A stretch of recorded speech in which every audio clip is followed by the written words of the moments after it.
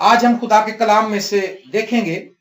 खुदा का जो कलाम है वो हमेशा हमारी रहनुमाई करता है, हमें सिखाता है, हमें मजबूत करता है।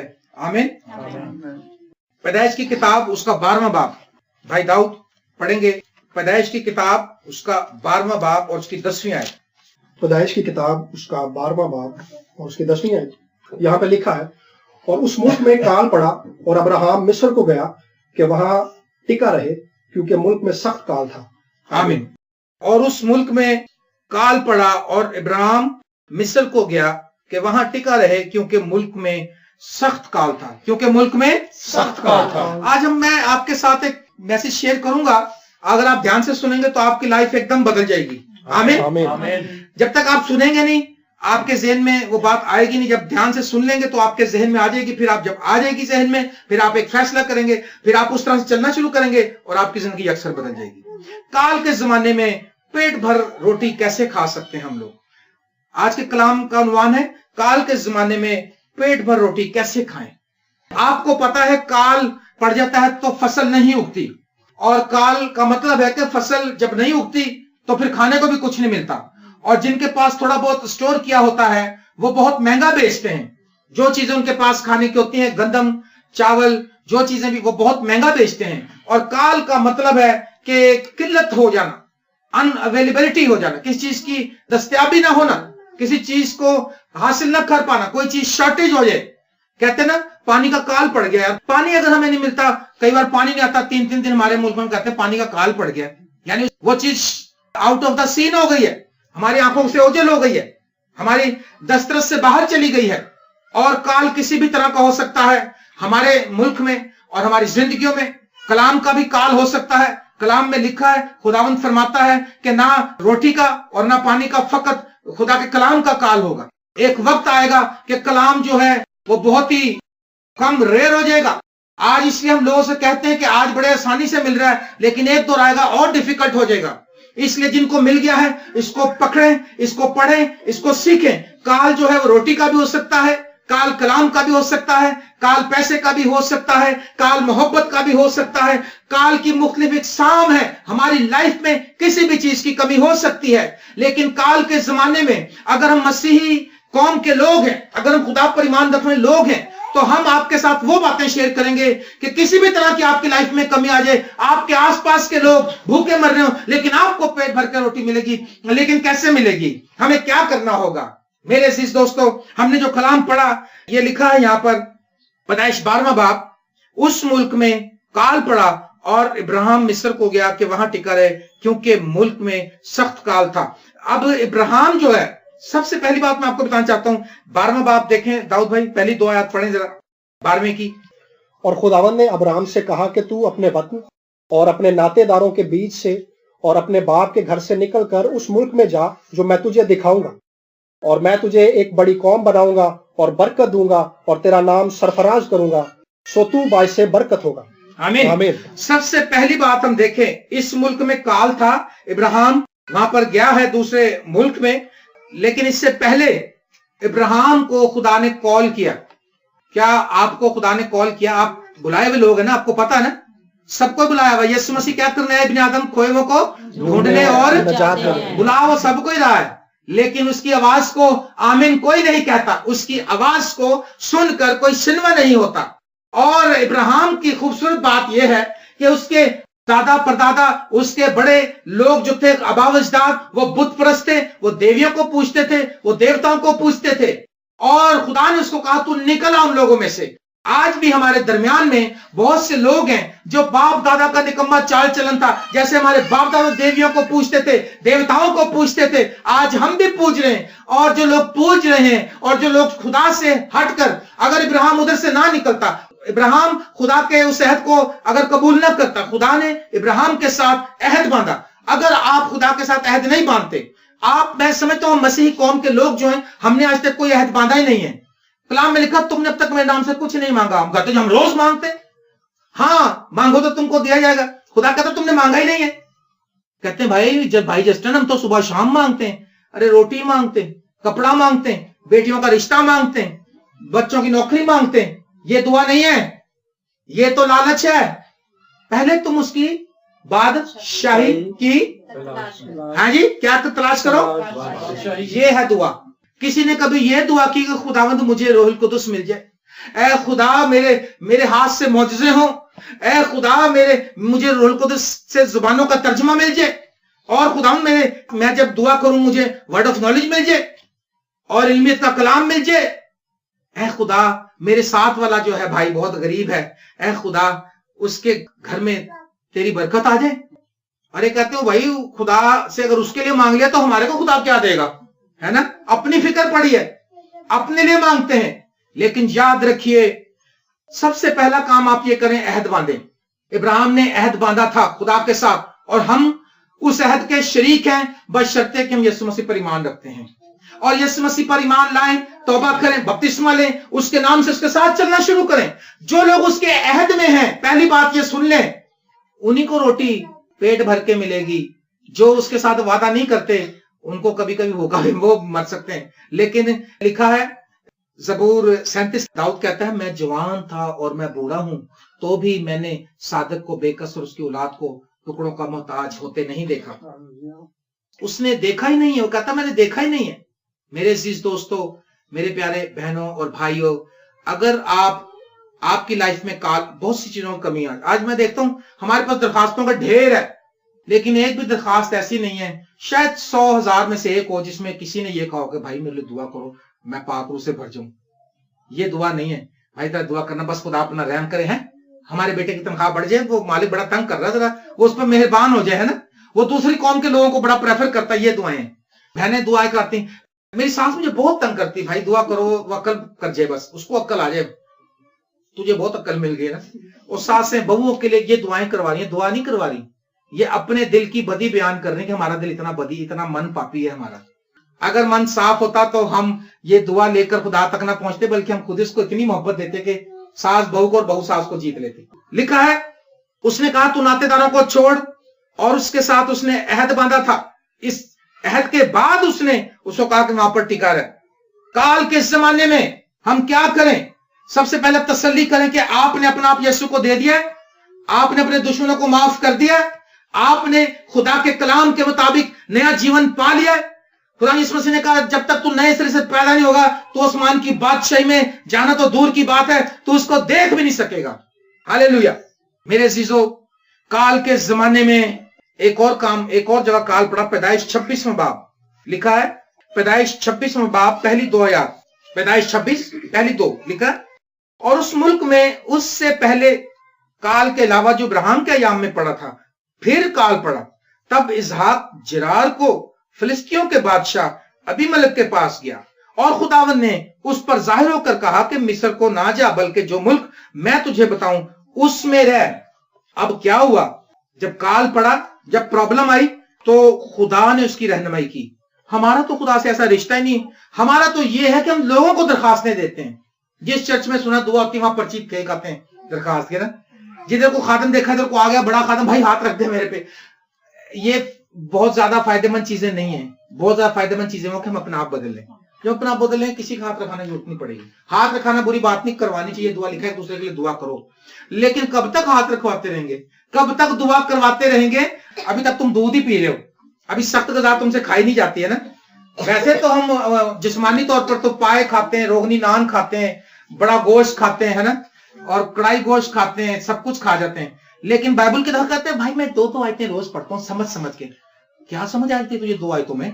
कौन सी ऐसी बात है जो 4 में नहीं समझ आती या 6 में नहीं समझ आती? ये तो इसका मतलब है शैतान ने हमें बेवकूफ बनाया हुआ है।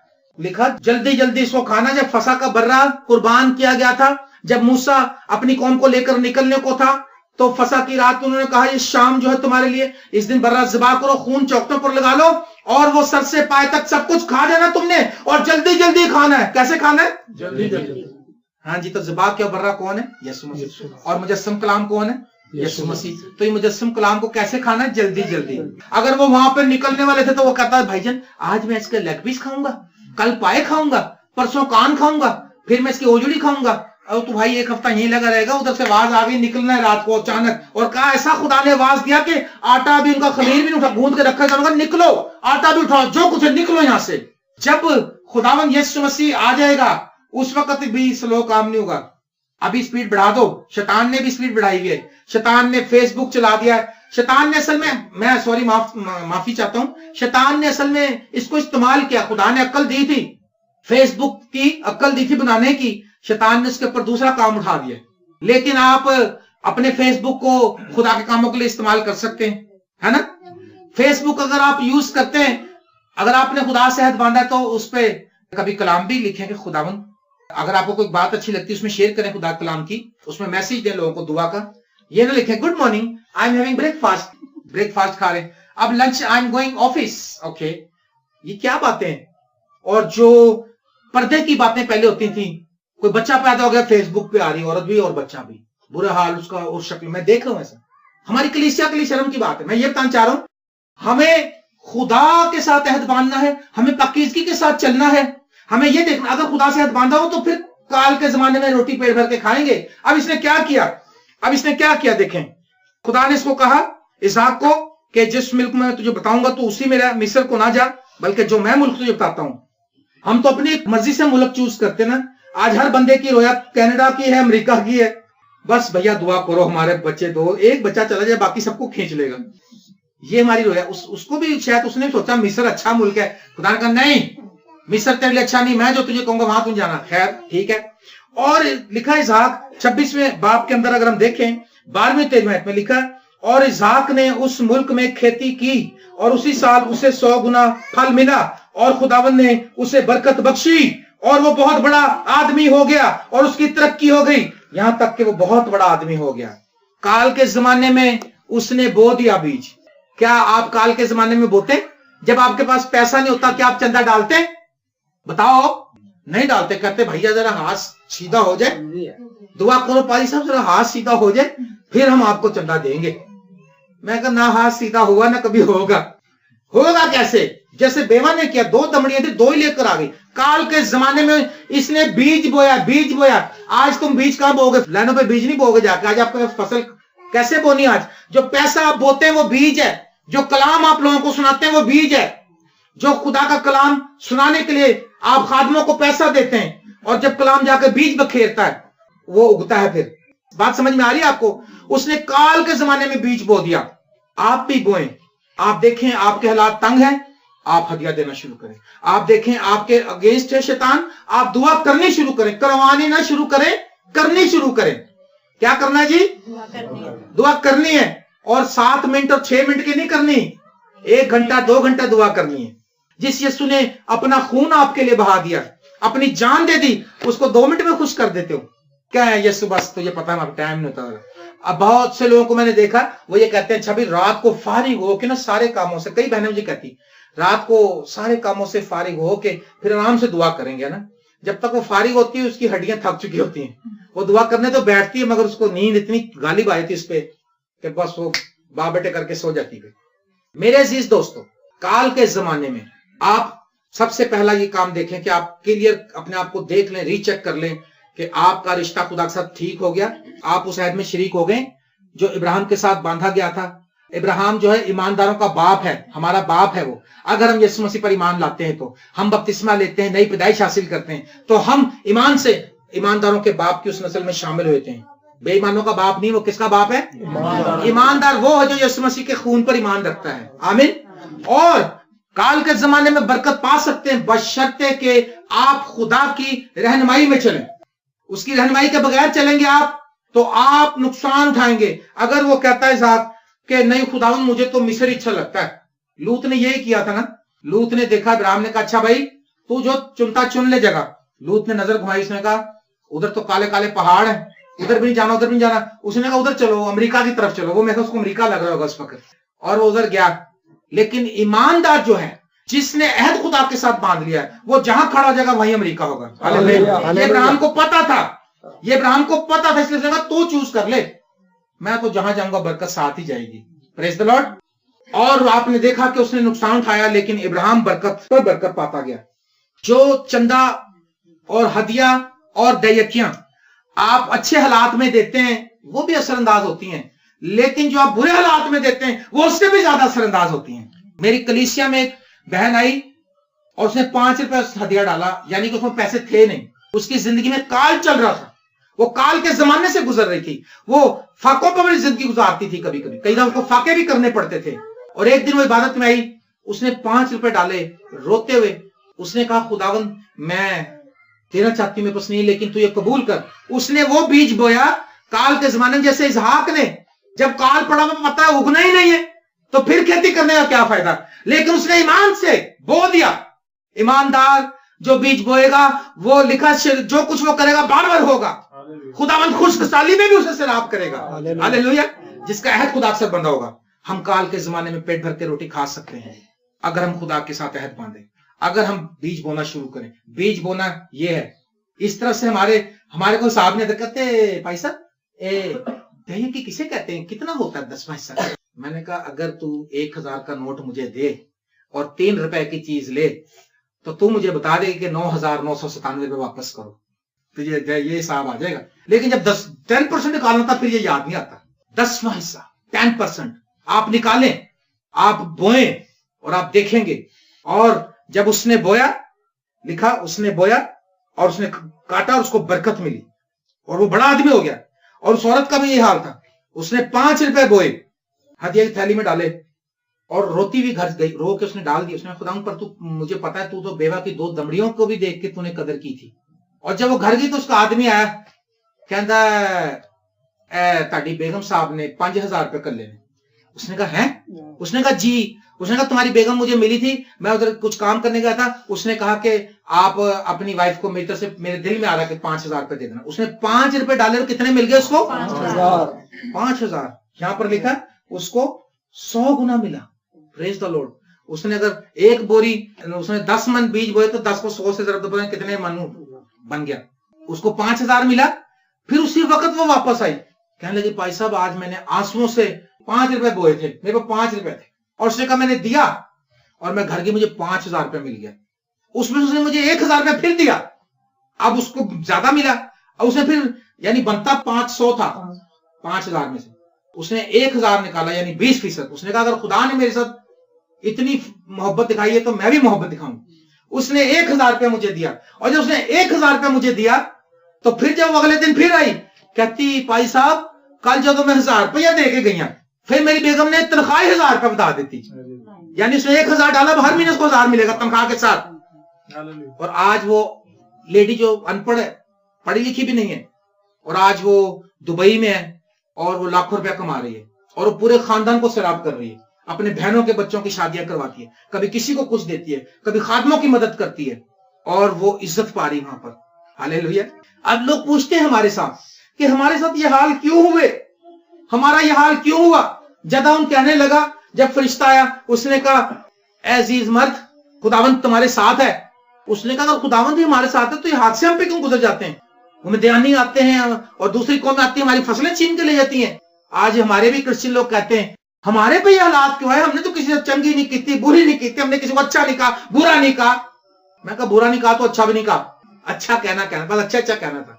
कहते हम पे क्यों हाथ से गुजर रही है, क्यों गुजर रहे हैं? ध्यान से सुनिएगा, क्योंकि हमने अच्छे वक्त में ना दुआ की ना बीज बोया। हमने अच्छे वक्त में, हमारे पास जब हमारे डॉलर होते तो हमारी महफिलें शबाब और कबाब की होती हैं। जब डॉलर मुक जाते हैं, जब स्टार्विंग आती है, जब भूख सताती है हमारे को, फिर हम आते हैं, कहते ढूंढो कौन से पादरी के पास ज्यादा कुदरत है, कौन सा पादरी मौजे करता है। फिर कुछ भी नहीं होता, फिर कहते हैं खुदा ने भी मैं तो कोई जवाब नहीं दिया। तुमने खुदा को कौन सी उस बरकत में कब खुदा को शरीक किया अपनी। हमें अफसोस है कि ज्यादा लोग हमें दुख में बुलाते हैं। बदरुएं आ जाए, सुबह 5 बजे बहन ने फोन करके मुझे 5 बजे उठाया, उन्होंने कहा जी बदरू आ गई, बड़ी तंग करी, फौरी पहुंचो। लोग मुझे कहते हैं भाई जस्टिन तो डॉलर भी कमा रहा है, चंदा भी खुला खा रहा, रोटी भी खा जाता है। जरा 5 बजे उठो ना, जरा सोते हैं बदरू के सामने जाओ, पता लग जाएगा। हम 24 आवर के मुलाजिम हैं। मेरे अजीज दोस्तों, आप अपनी लाइफ में चेक करें कि हम कब तक इस तरह चलते रहेंगे। अगर हम खुदावन के साथ संजीदा नहीं होते तो हमें बरकत नहीं मिलेगी। हमने जब अच्छे वक्त में खुदा को कुछ ना दिया, ना बीज बोया, ना खादमों की रिस्पेक्ट की, ना दुआ की, फिर जब बुरा वक्त आया तो स्ट्रॉन्ग लिखा, काल वहां बड़ा सख्त हो गया, वो फिर सख्त हो जाता है काल हमारी लाइफ में, जुआ भारी हो जाता है। 28 बाब में लिखा है फिर तू सदा लुटता ही रहेगा, अपने धंधों में नाकाम ही रहेगा। तू अंदर आते भी लानती होगा, बाहर जाते भी लानती होगा। जितनी मर्जी बातें करते रहे। याद रखिए, मैं आपको मशवरा देना चाहता हूं, आप काल के जमाने में बोना शुरू करें। काल के जमाने में अपनी बरकत में दूसरों को शरीक करें। पहला सलातीन 17वां बाब 8वें आयत से अगर हम पढ़ें, ये पूरा पोर्शन आप जानते हैं। बेवा एक थी सारपत की, एलिया वहां पर आया और वो लकड़ी रुपड़े चुन रही थी। उसने कहा मुझे एक गिलास पानी पिला, एक प्याला पानी। और उसने कहा तू रोटी भी एक जरा हाथ में लेती है बना के। उसने कहा हमारे पास तो कुछ भी नहीं है ऐसा। अब देखे काल पड़ा हुआ सब तरफ, और काल के जमाने में कोई अपनी, अगर यहाँ पे आटा शॉर्ट हो जाए तो हम तो आटे स्टैक कर लेंगे, 7 वाला भूखा मर जाएगा, हम अपना आटा कभी निकाल के देंगे। उसने कहा मुझे एक रोटी दे दे पहले। उसने कहा मेरे पास एक रोटी का आटा है और हम खाएंगे और फिर मर जाएंगे, और थोड़ा सा तेल है। उसने कहा हाँ, खुदावंद फरमाता है तेरे पास थोड़ा ही है, तू पहले मेरे लिए फुल्का बना के ला। फिर खुदावंद फरमाता है जब तक काल रहेगा तेरे घर से ना आटा खत्म होगा ना तेरे घर से तेल खत्म होगा। हालेलुया। काल के जमाने में आप अपने दूसरे अजीजों को शरीक करें, फिर आप भी पेट भर रोटी खाएंगे। बेवा ने शरीक कर लिया ना खादम को, पादरियों को देखकर तो रोटी छुपा लेते हैं, कहते हैं हाय हाय रोटी के टाइम पे आता है। अरे खिला दो कोई बात नहीं, खा के दुआ ही दे जाएगा। कोई बदवा नहीं खा के, कोई है ऐसा खादम जो रोटी खा के खुदा ताड़ा बेड़ा गर्क करे। वो बड़े से बड़ा कड़क दिल भी होगा, वो रोटी खा के खुदा तानू बरकत दे, क्योंकि अंदर से पेट भर जाएगा। और बाइबल में जितनी दुआएं रोटी खा की गई सारे बड़े बड़े मौजे हो। इसहाक ने भी अपने बेटे को कहा था शिकार मार के ला, पहले रोटी खिला मुझे, फिर तुझे दुआ दूंगा। आमीन।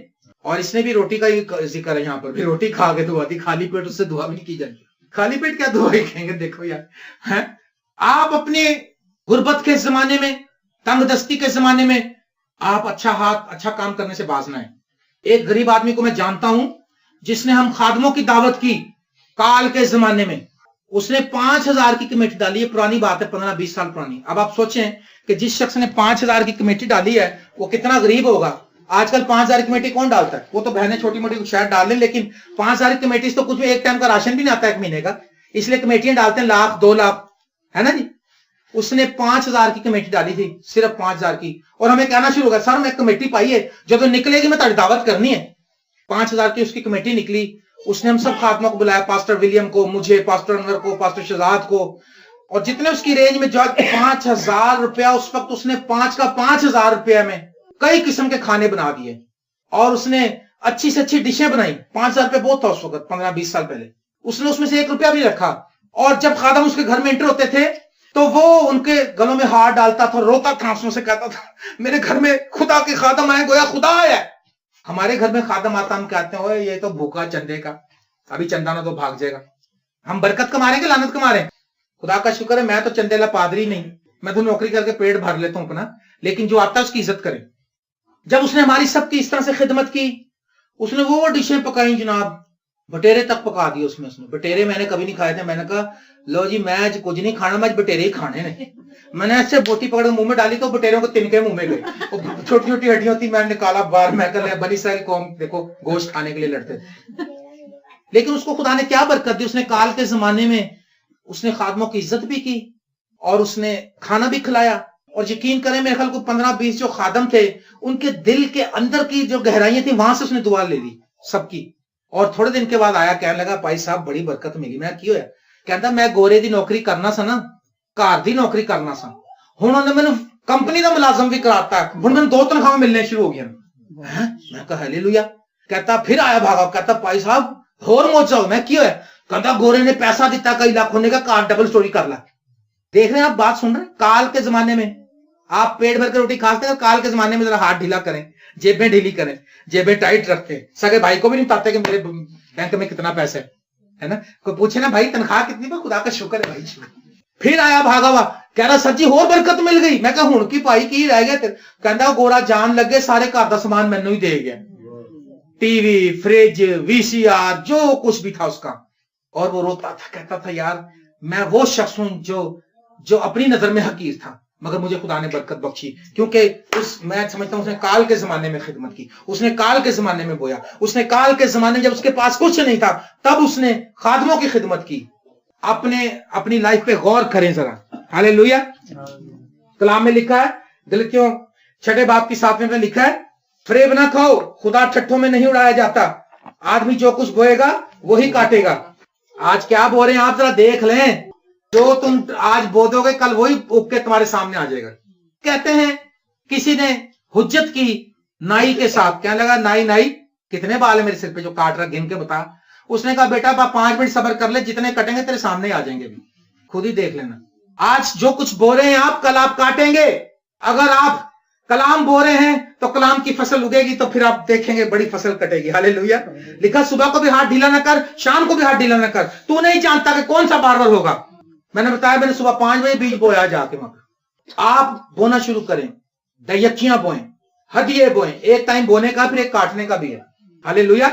आप दिल खोल के ऐसे काम करें, पड़ोसियों को अपनी खुशी में शामिल करें, गरीबों को अपनी खुशी में शामिल करें, लोगों के साथ। आप देखेंगे जो कुछ लिखा है, जो कुछ यीशु मसीह, पता है आसमान पे क्या कहेगा? फिर कहेगा आसमीना बेटा, तू मैं नंगा था, तूने मुझे कपड़ा पहनाया था, और मैं भूखा था, तूने रोटी खिलाई थी।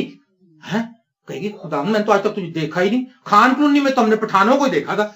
वो कहेगा नहीं नहीं नहीं नहीं नहीं, वो जब तूने वो गरीबों के साथ जो कुछ किया था, छोटे छोटों के साथ, वो मेरे साथ ही किया था। करो ना यीशु के लिए।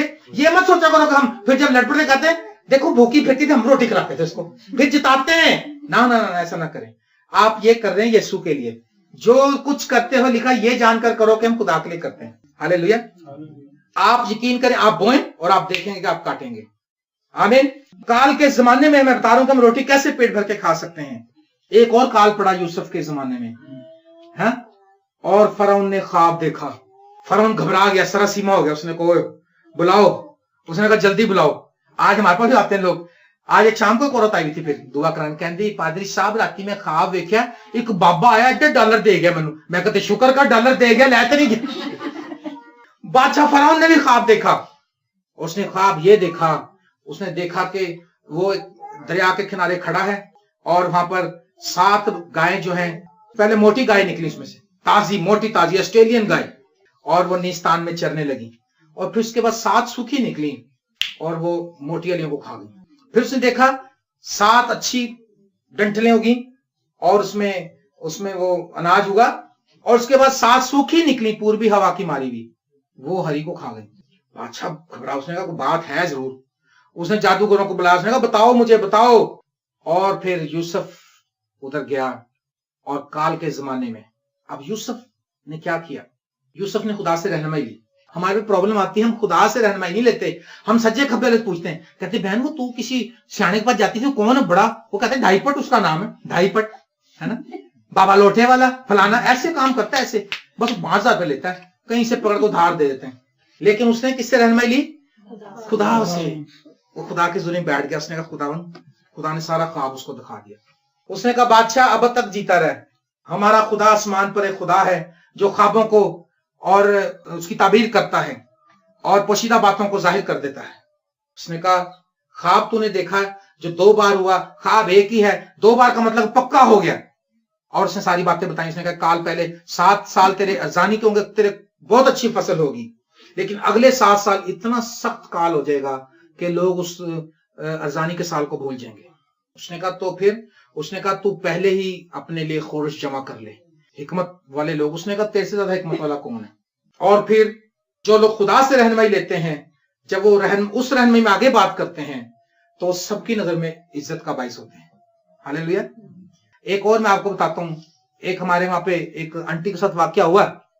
उन्होंने कहा जी, उसको किसी ने बताया, उसने कहा जी साढ़े को एक बाबा है, वो तुम 100 रुपये दे 200 कर देंगे, 500 दे तो 1000 कर देंगे, सोने दी एक अंगूठी दे तो 2 कर देंगे। उन्होंने कहा हाँ बाबा है की, और कहती हाँ जी जो खुदा आई है। उन्होंने कहा लिया फिर मेरे उत्ते काल चलन डे। काल के जमाने में खुदा के तालीम नहीं हुई, उसको बुला लिया। उसने देखा कि उसने करतब करके दिखाया, उसने एक अंगूठी पकड़ी 2 कर दी, उसने 5 का ठीपा पकड़ा 2 बना दिए। उन्होंने कहा तो बाबा बड़ा कारी। उसने बाजी हुन गाल सुन मेरी ध्यान, जितने भी तुम्हारे पास सोने के सेट हैं, तू अगर 10 किलो सोना कर देगी तो मैं 20 किलो बना दूंगा, तू 20 करेगी तो मैं 40 बना दूंगा, तो तू ऐसा कर सारे महल्ले के मांग ला। पर दसी ना किसी नु, है ना, जैसे बहने कहती देख भाई देख बुआ मैं तेरे बात कर रही हूँ, आगे किसी से नहीं करनी है। बुआ अगली के पास जाती, देख बुआ मैं तेरे से बात कर रही हूँ, आगे किसी से नहीं करनी। वो अगली से एक जो सहेली होती है उसको बता देती, जो पक्की दिल की पेट की जो पक्की होती है। वो करते करते पता लगता हो तो पूरी बस्ती में बात फैल जाती। और उसने जाकर करा, उसने चुप करके गई अपनी नंद के पास गई, उसको कहने लगी जरा सेट तो दो शाम को पहनना मेरी बेटी ने। उसने कहा बाजी ले जा दोनों। कह रही हाँ दोनों ही दे दे, मैं भी एक पहन लूंगी। वो सोच लेगी बुढ़िया ने कभी वैसे तो पहना नहीं, आज सेट पहनेगी। दोस्त के लिए अंगूठियां ली, वो बंदा भी चला गया मोहल्ले में, कहने लगा को अंगूठी दे दो यार, शामी शादी तरह पा के जाऊंगा, काटन दे कपड़े। उन्होंने कहा ले ला यार। वो करते कराते को 3-4 सेट उसने अपने 4-5 सेट इकट्ठे कर लिए, वो अंगूठी है, नथ टिक्के, ये जो कुछ कर सकती थी। उसने कहा चलो जी बाबा अभी देखो इसको डबल करेगा। उन्हें सारी गठरी बनाई और उसने कहा हाँ जैसे करते हैं ड्रामे, तुम पता ही है, असली ईसाई जादूगर है। उसने करके उसने कहा लो जी हांडी, मिट्टी की हांडी लाओ। मिट्टी की हांडी ली, उसने कहा इसमें रखते। उसने कहा ए शाम दी जान होगी ना जी 6 बजे, फिर तू खोलना चाहिए, इस तो पहले वेख्या भी ना ते ए सारा वो बन जाने, गोबर बन जाना। उन्होंने कहा है, उन्हें ठीक है। और उन्होंने कहा चल भाई, उन्होंने कहा तू रिक्शा ला। उसके बंदे को भाई उन्हें रिक्शा लेकर आ, किसी से बात नहीं करनी। और एक को उसने बिठाया, उसने कहा भाई जब मैं निकल के जाऊं पीछे मेरे को आवाज कोई ना दे, आगे से मुझे कोई ना देखे, तुम किसी से सलाम दुआ नहीं करनी तुमने, नहीं तो तुम्हारा वो सुहा हो जाएगा सारा कुछ। और जनाब वो निकला और बाहर गए, आराम से रिक्शे में बैठे, वो तो निकल गए। अब वो देखे 6 ही ना बजे शाम के, वो कहीं 12-1 बजे कार्रवाई डाल गए थे। अब 6 घड़ी उनको ऐसे लगे घड़ी स्लो हो गई है, कहे 6 बजे तो देखिए, जब 6 जैसी बजे ना ले आओ जी ले आओ जी हालेलुया, खोल के देखा तो उसके अंदर बूसी टुकड़े भरे, छान बुरा, सारा सोना लेके निकल गया। गड़ी चौक का वाक्य पहला थे उस इलाके में, बताया लोगों ने, और हमने वहां पे मुनादी की जाकर हमने बताया कि मत ऐसा काम करें, कोई शॉर्टकट नहीं है। जब खुदा आपको बरकत देगा तो ऐसा लिखा, जो खुदा बरकत देता है उसका दुख नहीं मिलाता।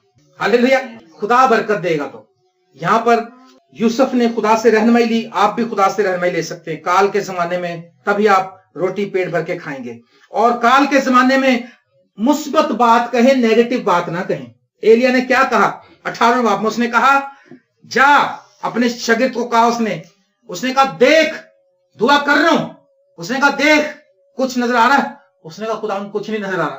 फिर देख कुछ नहीं। 7वें बाब उसने कहा सर ये हाथ के जितना एक बादल सा कह रहा, बस कह दे जोर के बारिश की आवाज है, बारिश होगी और खुदा अजीब तौर से पानी बरसाएगा, और जल्दी करो।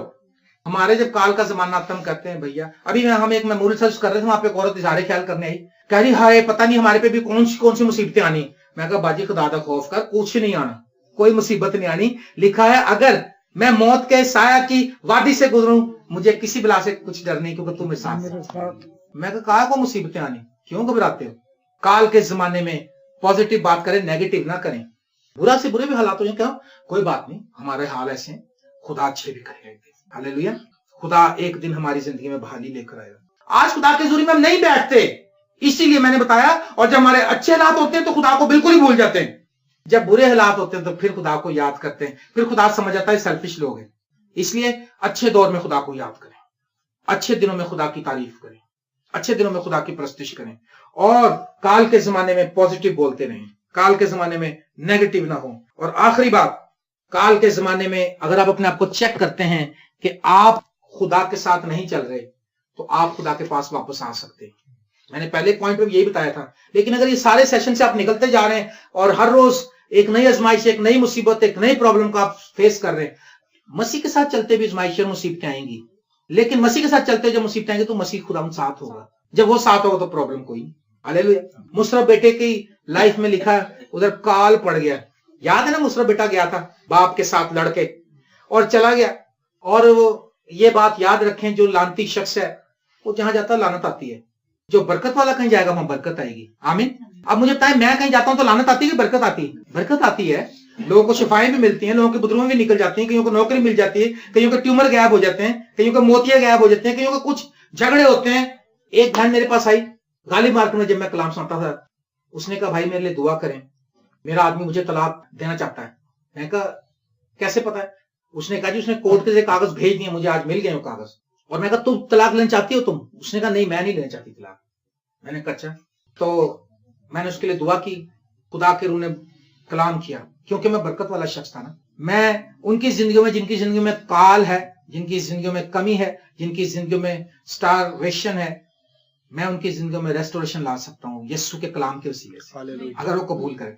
मैंने उस औरत से कहा, मैं कहा खुदावन फरमाता है कि अगले संडे शाम 4 बजे तेरा शौहर तुझे खुद लेने के लिए आ जाएगा। और मैंने कहा दूसरी बात यह कि उस टाइम उसे अड़ीबाजी नहीं करनी, अगर तूने जाना है तो चले जाना, अगर तूने अड़ीबाजी करी तो फिर वो नहीं आएगा, फिर चला ही जाएगा। फिर उसने कहा नहीं जी उसको आएगा तो मैं साथ ही जाऊंगी उसके। और वो ठीक अगले संडे, इस संडे मैंने दुआ की, अगले संडे वो शख्स आ गया, उसने कहा मुझे माफ कर दो, मैं तुम्हें नहीं छोड़ना चाहता। हालेलुया। और वो उसको लेकर चला गया। और फिर सुहेल भाई की जो सास थी, आंटी, उन्होंने मुझे बुलाया। उनका बेटा खुदावंद बहुत बड़ा, हालेलुया। मैं कहा जी क्या हुआ? उसने कहा जैसा खुदा के खादम ने फरमाया था वैसा ही हुआ, क्योंकि हम वो लोग हैं जो काल के जमाने में बोते हैं, हम वो लोग जो काल के जमाने में आंसू बहाते हैं, हम वो लोग हैं जो लोगों की जिंदगी में काल पड़ जाता है, हम उनके लिए आंसू बहाकर शिफायत करते हैं। काल के जमाने में हम पेट भर के रोटी खा सकते हैं अगर हम काल के जमाने में बोना शुरू करें, काल के जमाने में दुआ करना शुरू करें। और जब मुसरत बेटे की लाइफ में काल पड़ा और वो भूखा हुआ और मोहताज हुआ, तो बहुत जल्दी उसने होश में लिखा, उसने होश में आकर कहा मैं अपने बाप के घर में जाऊंगा। हम तब भी होश में नहीं आते, हम नुकसान उठाते रहते हैं। लेकिन मैं आपको मशवरा दूंगा, अगर आपकी लाइफ में किसी तरह से प्रॉब्लम चल रही है और आपकी लाइफ में किसी तरह से दुख इस तरह से मंडला रहे हैं, इस तरह से नाकामी है, काल है, आपके पास किसी भी तरह से कोई कमी है, आप अपने बाप के पास वापस आ जाएं। अहद करें, अपनी आंखें बंद करें, अपने सरों को झुकाएं, अपनी आंखें बंद करें और अपने सरों को झुकाएं और खुदा के साथ अहद बांधें और कहें खुदा मैं तेरे साथ चलता रहूंगा,